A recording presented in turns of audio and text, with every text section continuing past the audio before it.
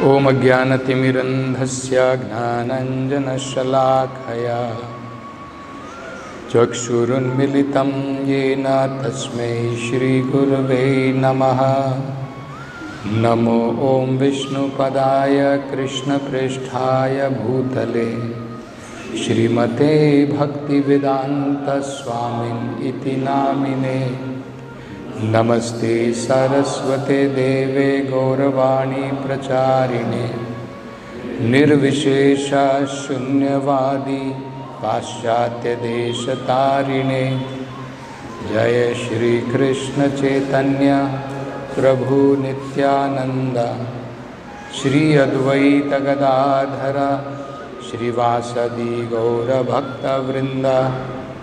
Hare Krishna Krishna Krishna Hare Hare, Hare Rama Rama Rama Hare Hare.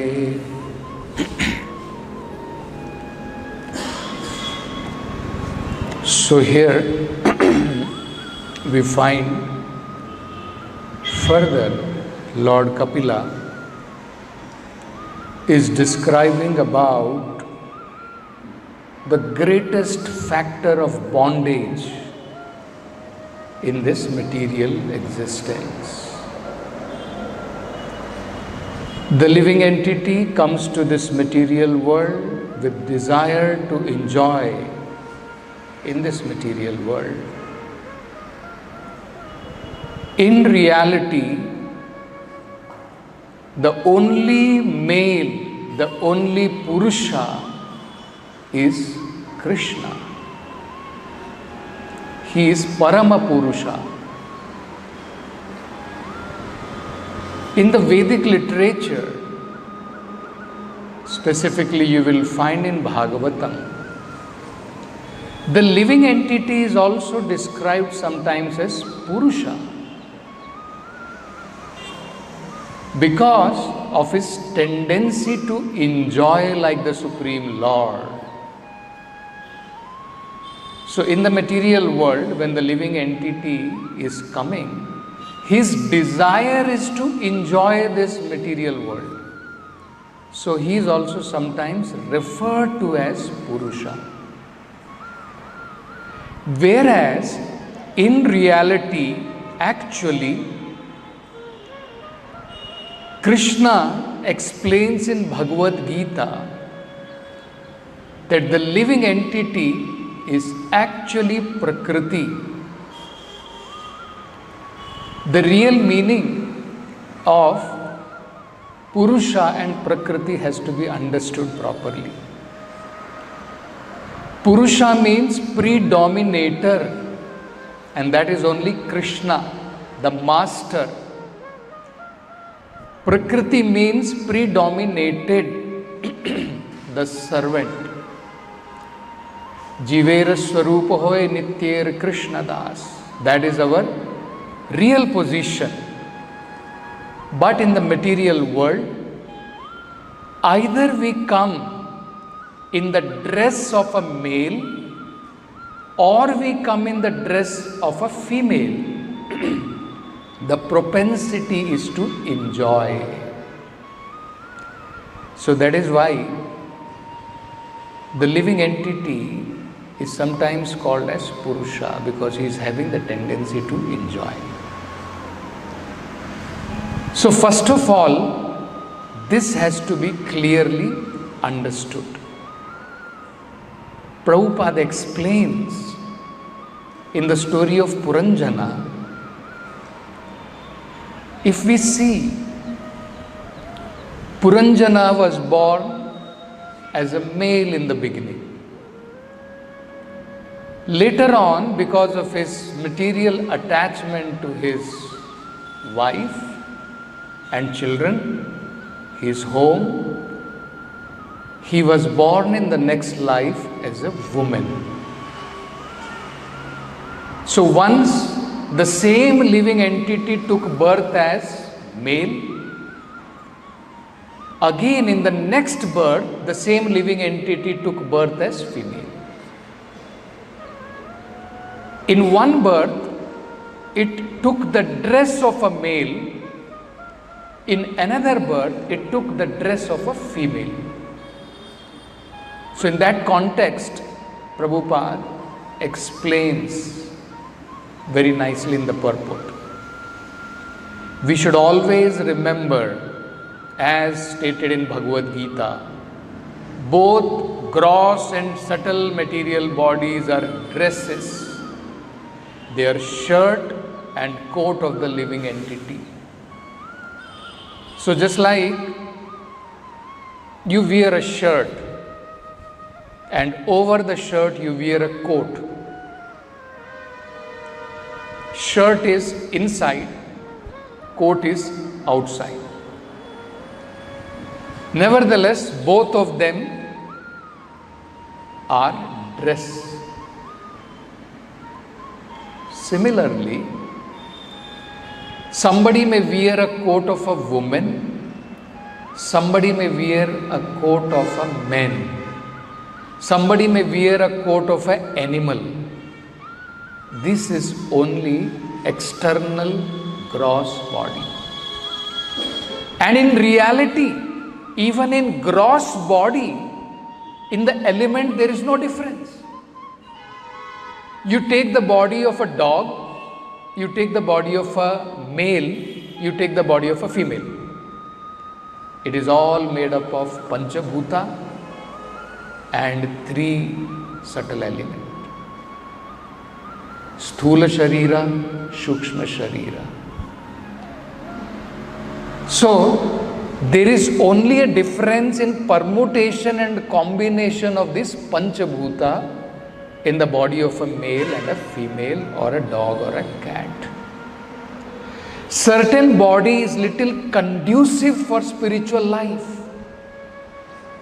Of course, in human form of life, it is said, Durlabha Manusha Janma.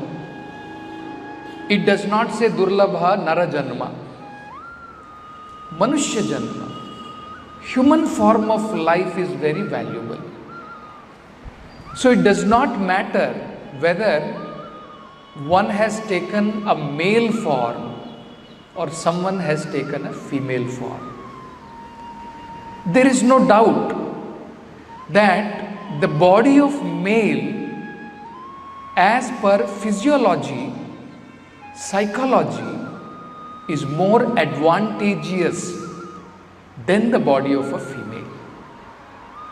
But here we see Lord Kapila has no such discrimination, male or female. The very fact that Lord Kapila is teaching these teachings to whom? He is teaching to his own mother, Devahuti, who is in the body of a female. And he is telling her, in the body of a female, attachment to woman is the cause of greatest bondage. Because for a woman, man is woman. Prabhupada says this. For a woman, man is woman. Why? Because woman wants to enjoy men. When we want to enjoy someone, that is called as woman or prakriti. So for a woman, man is woman, and for man, woman is woman. So, in male body, it is advantageous, but that does not mean that anyone in the human form of life, be they low-born like even Chandalas, they can also attain the perfection of human life. So Prabhupada is saying, to be either a woman or a man only involves one's bodily dress. The soul in nature is actually the marginal energy of the Supreme Lord. Every living entity being classified as energy is supposed to be originally a woman. So originally, actually if you see our gender gender of all living entities are female. Gender of all living entity. Because in the spiritual world, the only male is the Supreme Personality of Godhead. All other are Prakriti. He is the only Purusha. He and expansions of the Supreme Lord. Otherwise, the living entity, they are all Prakriti. In fact, even Srimati Radharani is also Prakriti. But difference is, she is the internal potency of the Lord. There is external potency and internal potency, and we are marginal potency.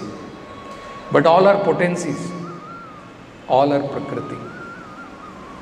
So, this has to be understood very clearly. Prabhupada is saying, or one who is enjoyed. So, every living entity being classified as energy is supposed to be originally a woman, or one who is enjoyed.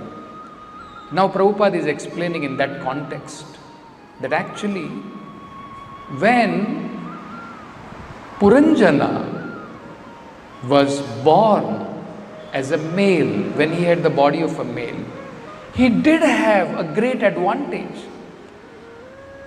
to become completely out of this material entanglement. Because according to the Vedic scriptures, a man or a living entity who has got the body of a man can be trained in 3 different stages. Brahmacharya, and if he does not want to enter, then actually he can remain as brahmachari, or later he can take sannyas. So he is trained as a brahmachari, and then later he can enter as a trained brahmachari into grahastha ashram.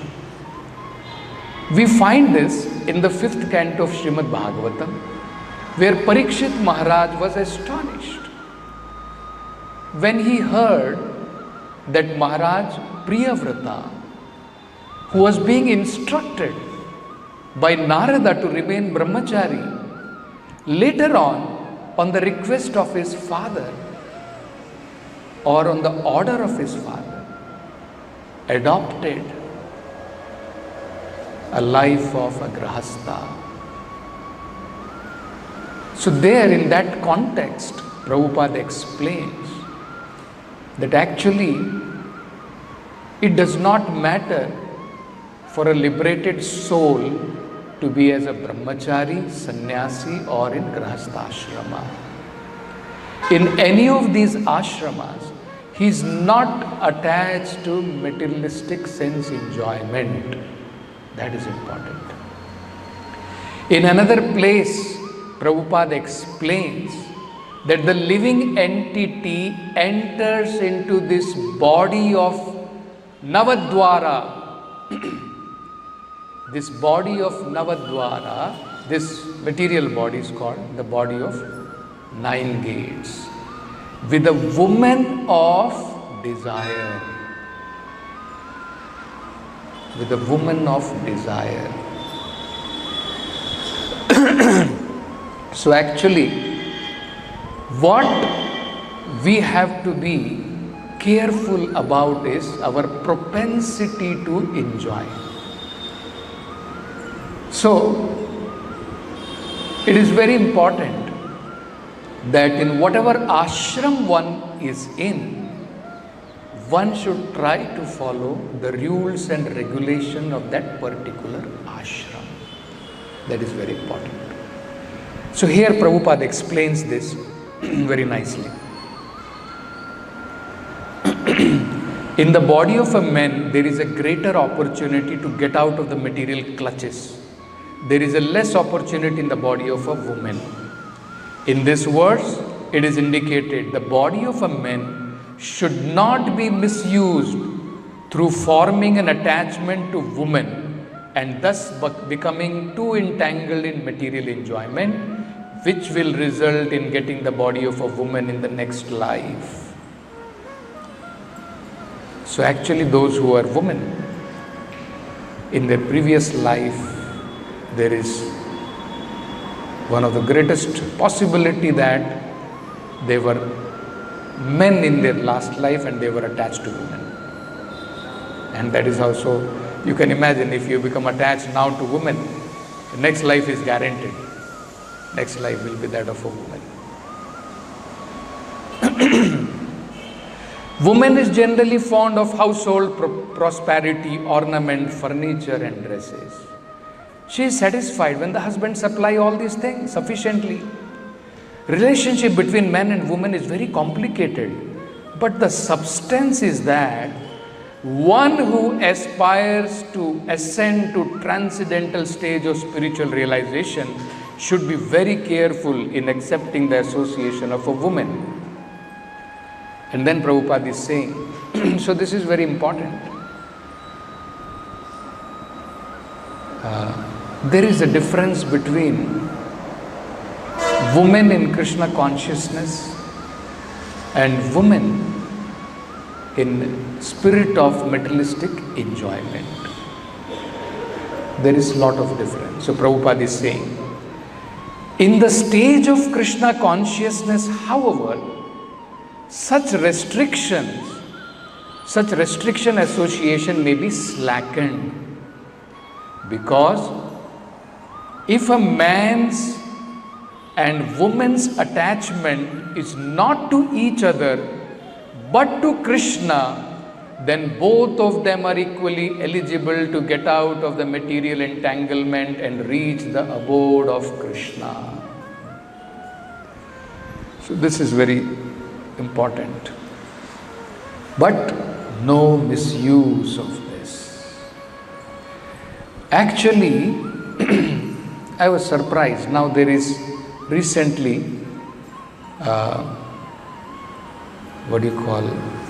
some kind of arguments, debate going on in the other camp of GBC, wherein actually we find, if you go through the folio, Prabhupada called women in Krishna consciousness as Prabhu,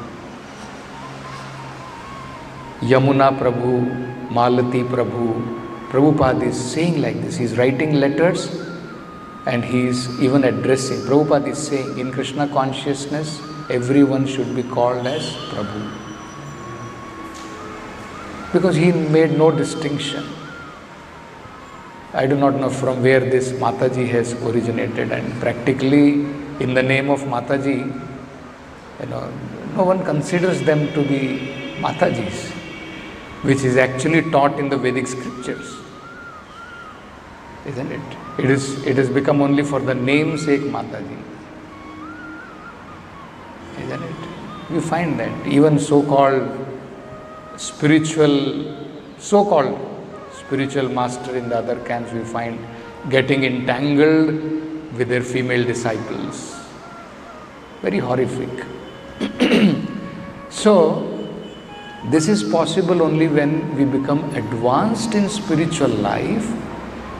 We will be able to see not on the level of material dress. That is what Prabhupada is saying.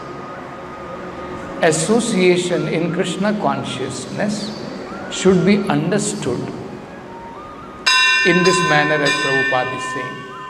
If a man and woman's attachment is not to each other but to Krishna, then both of them are equally eligible to get out of material entanglement and reach the abode of Krishna. And Prabhupada is saying, it is confirmed in Bhagavad Gita, anyone who seriously takes to Krishna consciousness, whether in the lowest species of life or a woman or less intelligent classes such as mercantile, labor class, will go back to home, back to Godhead and reach the abode of Krishna. Next, Prabhupada is saying, men should not be attached to women, nor should a woman be attached to a man. Both men and women should be attached to the service of the Lord. This is the formula. In Krishna consciousness, very important. So, men should not become attached to women, and women should not become attached to men, both either in family life or in any other way. We should understand this principle is very important. Men should not become attached to women and women should not become attached to men. Both of them should become attached to Krishna. Both men and women should be attached to the service of the Lord. Then there is possibility of liberation from material entanglement for both of them. Otherwise, for a man, he becomes attached to woman. Then next life, again he has to continue in this material world. One more very interesting, in the life of Puranjan only we see this. So we find Puranjana is later on born as a woman in the house of a king, in the house of, as a daughter of Vidarbha, and he is called there as Vaidarbhi. There, by the arrangement of the Lord, Vaidarbhi gets married to Malaya Dhwaja, one great devotee of the Lord. And later on, one friend of Puranjana, old friend of Puranjana, comes as a Brahmana, who is the spiritual master. So because all these are allegories being used by Narada. So how the spiritual master comes, even though that same Puranjana had once again degraded, did not utilize the human form of life, again became degraded, born as a woman. So that spiritual master once again comes to remind him, isn't it? So there, when Vaidarbhi, along with her husband Malaya Dhwaja, they leave their house and go to the forest for practicing austerity, and she is serving the husband. And it is stated there that even though both of them are physically very close, but there is no lusty feeling in both of them. And she is serving her husband very nicely. Finally, Malaya Dhwaja gives up his body and goes back to Godhead. And very pitifully she is crying. And she is thinking that now there is no one for me in this material world. Let me also enter into the fire. And she wants to, enter into the fire with her husband. So at that time, this Brahmana, who is actually the Chaitya Guru, comes as a Brahmana to remind this Vaidarbhi. So this Brahmana says, Na tvam vidarbha duhita. Actually, you are not the daughter of Vidarbha. Na tvam vidarbha duhita, nayam viraha suhrattava. Nor this Veera, nor this Malaya Dhwaja is actually your husband as a Suhrat. So even this Malaya Dhwaja is not your real husband. He is not your real well-wisher. Napatis tvam Puranjanaya. And nor were you the actual husband of Puranjani in your previous life. You thought you are the master and you are the husband of that lady Puranjani. So neither you are that. Ruddho navamukhe yaya. Actually the reality is you were simply captivated in this body of 9 gates. So neither you were that Puranjana who was thinking I am the husband of Puranjani, and now neither you are a wife. You are thinking you are dependent on your husband and your husband is your real well-wisher, nor you are the daughter of that king of Vidarbha. You are actually the spirit soul caught up in this body of Navadvara. And in the next he says, Maya hi esha maya shrishta. This body of 9 gate is actually created by my Maya Shakti. Maya hi esha maya shrishta yat Pumamsam striya satim, by which one sometimes thinks, I am pumamsam, I am male, striyam satim, I am chaste woman, or I am enanj. Either of them. It is all by my Maya Shakti. Manyase no bhayam yadvai ham sau pashya vayor gatin. So he is saying, the Lord is saying, actually, this illusory energy is my potency. And both of us, you and I, are pure spiritual identities. Now try to understand this. I am trying to explain our factual position. So actually this is our real position.